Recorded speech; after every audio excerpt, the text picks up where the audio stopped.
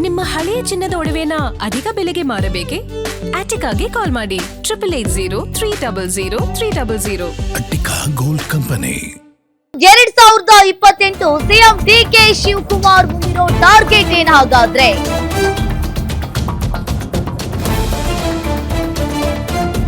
Shooter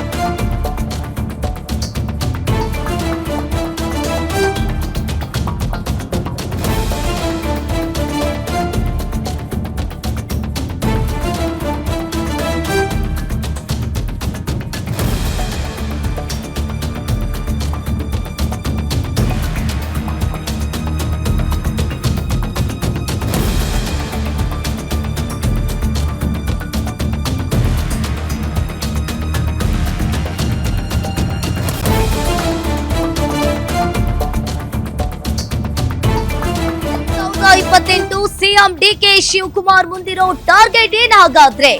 2028ರ ಚುನಾವಣೆಗೆ ready ಆಗ್ತಾ ಇದ್ದಾರಾ ಟ್ರಬಲ್ ಶೂಟರ್? ತವರು ನೆಲದಲ್ಲಿ ಡಿಕೆ ಶಿವಕುಮಾರ್ ಕಹಳೆಯನ್ನ ಮೊಳಗಿಸಿದ್ ಹೇಗೆ? ಜನರಿಗೆ ಕೃತಜ್ಞತೆಯನ್ನ ಸಲ್ಲಿಸುತ್ತಲೇ ಚುನಾವಣಾ ಸಮರವನ್ನ ಸಾರಿದ್ ಹೇಗೆ ಬಂಡೆ ಅನ್ನೋ ಪ್ರಶ್ನೆ ಎದ್ದಿರುವಂತದ್ದು. ಈಗಾಗಲೇ ಮತ್ತೆ ಪಕ್ಷವನ್ನ ಅಧಿಕಾರಕ್ಕೆ ತಂದು ಸಿಎಂ ಕುರ್ಚಿಯಲ್ಲಿ ಕೂರಲು ಮೆಗಾ ಪ್ಲಾನ್ ಅನ್ನ ಮಾಡಿದ್ದಾರೆ ಡಿಕೆ ಶಿವಕುಮಾರ್. ದಳಪತಿಗಳ ಕೋಟೆಯನ್ನ ಛಿದ್ರಗೊಳಿಸಲು ಡಿಕೆಶಿ ರೆಡಿ ಆದ್ರ ಹಾಗಾದ್ರೆ? ಗ್ಯಾರಂಟಿ ನ್ಯೂಸ್ ನಲ್ಲಿ ಡಿಕೆಶಿ ಪ್ಲಾನ್ ಎಕ್ಸ್ಕ್ಲೂಸಿವ್ ಸುದ್ದಿ ಇದು. ಇನ್ನು ಡಿಕೆ ಶಿವಕುಮಾರ್ ಸಿಎಂ ಆಗ್ತಾ ಇದ್ದಂತೆನೆ ಈಗ 2028ರ ಚುನಾವಣೆಗೆ ಈಗಿನಿಂದಲೇ ರೆಡಿ ಆಗ್ತಾ ಇದ್ದಾರೆ ಡಿಕೆ ಶಿವಕುಮಾರ್ ಅವರು. ಜನರಿಗೆ ಈಗಾಗಲೇ ಕೃತಜ್ಞತೆಯನ್ನ ಸಲ್ಲಿಸುತ್ತಲೇ ಚುನಾವಣಾ ಸಮರವನ್ನ ಸಾರಿದ್ ಹೇಗೆ ಹಾಗಾದ್ರೆ? ಸಿಎಂ ಆಗಿ ಅಧಿಕಾರ ಸ್ವೀಕರಿಸ್ತಾ ಇದ್ದಂತೆ 2028ರ ಚುನಾವಣೆಗೆ ರೆಡಿಯಾದ್ರ ಬಂಡೆ. ತವರು ನೆಲ ಕನಕಪುರದಿಂದಲೇ ಚುನಾವಣಾ ಕಹಳೆಯನ್ನ ಡಿಕೆಶಿ ಮೊಳಗಿಸಿದ್ದಾರೆ. ಮತದಾರರಿಗೆ ಕೃತಜ್ಞತೆಯನ್ನ ಸಲ್ಲಿಸುತ್ತಲೇ ಚುನಾವಣಾ ಸಮರವನ್ನ ಸಾರಿದ ಸಿಎಂ ಡಿಕೆ ಶಿವಕುಮಾರ್. ಇರೋದು 2 ವರ್ಷ, ಮುಂದೆಯೂ ಕೂಡ ಪಕ್ಷವನ್ನ ಅಧಿಕಾರಕ್ಕೆ ತರಲು ಡಿಕೆ ಶಿವಕುಮಾರ್ ಅವರು ಈಗ ಪ್ಲಾನ್ ಮಾಡ್ತಾ ಇದ್ದಾರೆ.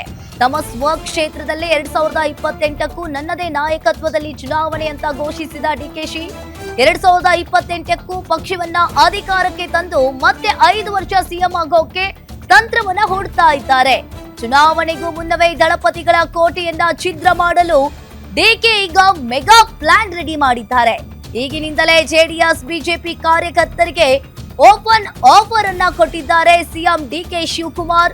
ನನ್ನ ಮನೆ ಬಾಗಿಲು ಸದಾ ತೆರೆದಿರುತ್ತೆ, ನಾನು ಸಹಾಯವನ್ನ ಮಾಡ್ತೀನಿ. 2028ರ ಚುನಾವಣೆ ಗೆದ್ದು ಕಾಂಗ್ರೆಸ್ ಅಧಿಕಾರಕ್ಕೆ ತರಲು ಶಪಥವನ್ನ ಮಾಡ್ತೀನಿ. ಸಿಎಂ ಆಗಿ ಅಧಿಕಾರವನ್ನ ಸ್ವೀಕರಿಸ್ತಾ ಇದ್ದಂತೆ ಈಗಾಗಲೇ 2028ರ ಚುನಾವಣೆಗೆ ಈಗಾಗಲೇ ಡಿಕೆ ಶಿವಕುಮಾರ್ ಅವರು ರೆಡಿ ಆಗಿದ್ದಾರೆ. ಈಗಿನಿಂದಲೇ ಜೆಡಿಎಸ್ ಹಾಗೂ ಬಿಜೆಪಿ ಕಾರ್ಯಕರ್ತರಿಗೆ ಸಿಎಂ ಡಿಕೆ ಶಿವಕುಮಾರ್ ಅವರು ಓಪನ್ ಆಫರ್ ಅನ್ನ ಕೊಟ್ಟಿದ್ದಾರೆ.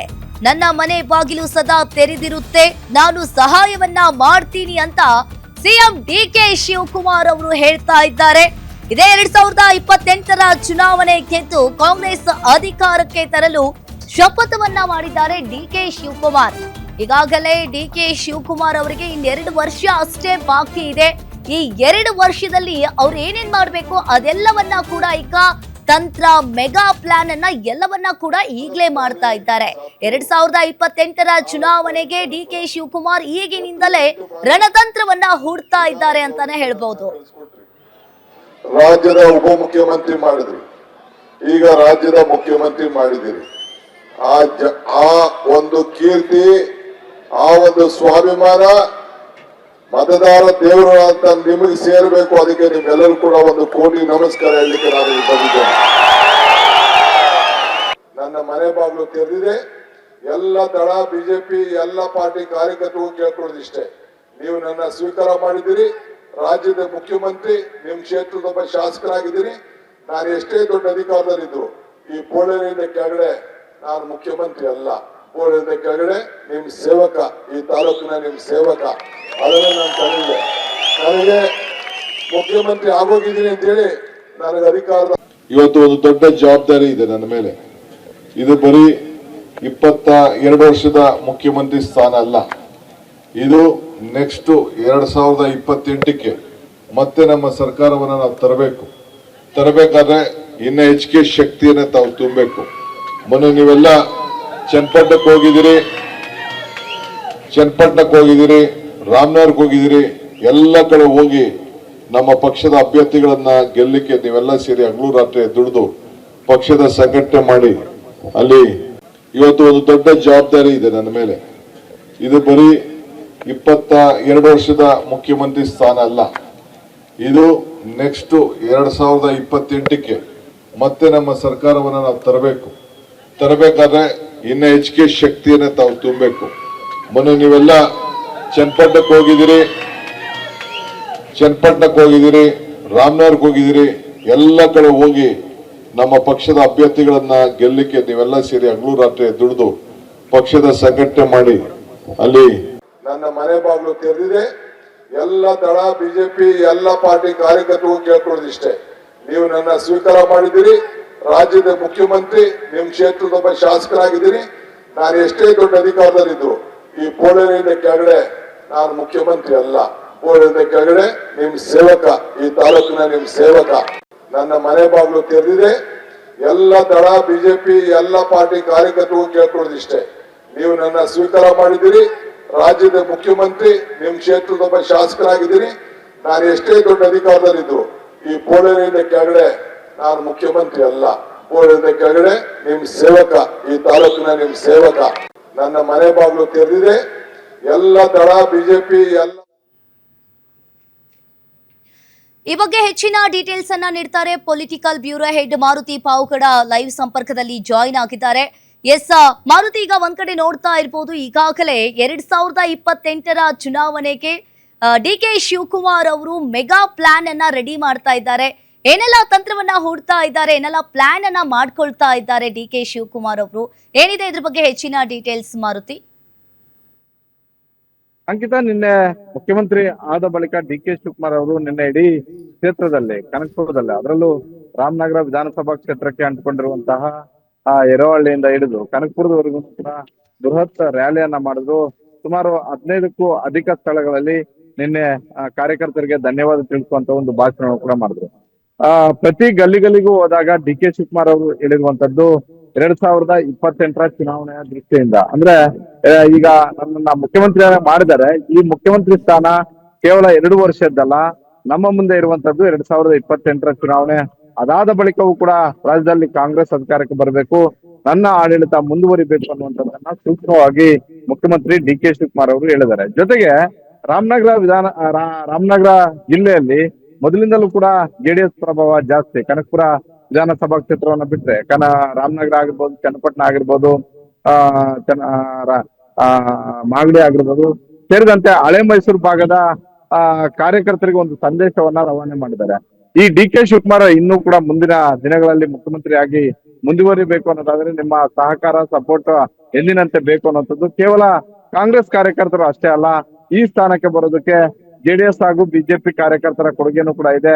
ನನ್ನ ಮನೆ ಬಾಗಿಲು ನಿಮ್ಗೋಸ್ಕರ ಯಾವಾಗ್ಲೂ ಕೂಡ ಓಪನ್ ಆಗಿರುತ್ತೆ ಅಂತ, ಅಂದ್ರೆ ಬಹಿರಂಗವಾಗಿ ಜೆಡಿಎಸ್ ಹಾಗೂ ಬಿಜೆಪಿ ಕಾರ್ಯಕರ್ತರಿಗೆ ಪಕ್ಷ ಸೇರ್ಪಡೆ ಆಗಿರ್ಬೋದು, ಮುಂದಿನ ಚುನಾವಣಾ ದೃಷ್ಟಿಯಿಂದ ನೀವು ನನ್ನ ಜೊತೆ ಕೈ ಜೋಡಿಸಿ ಅನ್ನುವಂತ ಒಂದು ಸಂದೇಶವನ್ನ ರವಾನೆ ಮಾಡಿದ್ದಾರೆ. ಅದರಲ್ಲಿ ಅನುಮಾನ ಇಲ್ಲ. ಅಂದ್ರೆ ಜೆಡಿಎಸ್ ಹಾಗೂ ಬಿಜೆಪಿ ಕಾರ್ಯಕರ್ತರಿಗೆ ಡಿ.ಕೆ. ಶಿವಕುಮಾರ್ ಅವರು ನಿನ್ನೆಯಿಂದಲೇ ಗಾಳ ಹಾಕಿದ್ದಾರೆ ಅನ್ನೋದಕ್ಕೆ ಇನ್ನು ಬೇರೆ ಎಕ್ಸಾಂಪಲ್ ಬೇಕಾಗಿಲ್ಲ. ಹೀಗಾಗಿ ಡಿ.ಕೆ. ಶಿವಕುಮಾರ್ ಅವರ ಒಟ್ಟಾರೆಯ ನಿನ್ನೆ 15ಕ್ಕೂ ಅಧಿಕ ಸ್ಥಳಗಳಲ್ಲಿ ಮಾಡಿದಂತ ಒಂದು ಭಾಷಣದಲ್ಲಿ ಇರುವಂತದ್ದು ಕೇವಲ 2028ರ ವಿಧಾನಸಭಾ ಚುನಾವಣೆ, ಜೊತೆಗೆ ಹಳೆ ಮೈಸೂರು ಭಾಗದಲ್ಲಿ ಜೆಡಿಎಸ್ ಹಾಗೂ ಬಿಜೆಪಿ ಅಲ್ಲಿರುವಂತಹ ಕಾರ್ಯಕರ್ತರನ್ನ ಕಾಂಗ್ರೆಸ್ಗೆ ಕರೆತಂದು ಕಾಂಗ್ರೆಸ್ ಅಧಿಕ ಸ್ಥಾನಗಳನ್ನ ಗೆಲ್ಲಿಸುವಂತದ್ದು, 28ಕ್ಕೂ ಗೆದ್ರೆ ನಾನೇ ಮುಖ್ಯಮಂತ್ರಿ ಆಗಿ ಮುಂದುವರಿಬೇಕು ಅನ್ನುವಂಥದ್ದನ್ನ ಬಹಿರಂಗವಾಗಿ ಕಾರ್ಯಕರ್ತರ ಮುಂದೆ ಹೇಳಿದ್ದಾರೆ. ಹೀಗಾಗಿ ಪದೇ ಪದೇ ಹೇಳುವಂತ ಸಂದರ್ಭದಲ್ಲಿ ಅವ್ರು ಹೇಳಿದ್ದು ಚುನಾವಣೆಯಲ್ಲಿ ಏನೇ ಆಗಿರ್ಬೋದು, ಈಗ ನಾನು ತಾಲೂಕಿನ ಸೇವಕ. ಕೇವಲ ಕಾಂಗ್ರೆಸ್ ಕಾರ್ಯಕರ್ತರಿಗೆ ಅಷ್ಟೇ ಅಲ್ಲ,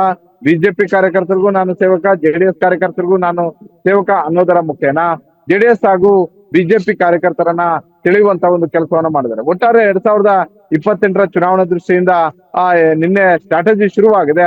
ಮತ್ತೊಂದು ಕಡೆ ಜೆಡಿಎಸ್ ನ ದಳಪತಿಗಳಾಗಿರುವಂತಹ ಮಾಜಿ ಪ್ರಧಾನಿ ದೇವೇಗೌಡರು ಆಗಿರ್ಬೋದು, ಮಾಜಿ ಮುಖ್ಯಮಂತ್ರಿ ಕುಮಾರಸ್ವಾಮಿ ಸೇರಿದಂತೆ 2028ರ ಚುನಾವಣೆ ದೃಷ್ಟಿಯಿಂದ ಈಗಾಗಲೇ ಹಳೆ ಮೈಸೂರು ಭಾಗದಲ್ಲಿ ಸಂಘಟನೆಯನ್ನ ಚುರುಕು ಮಾಡಿದ್ರು.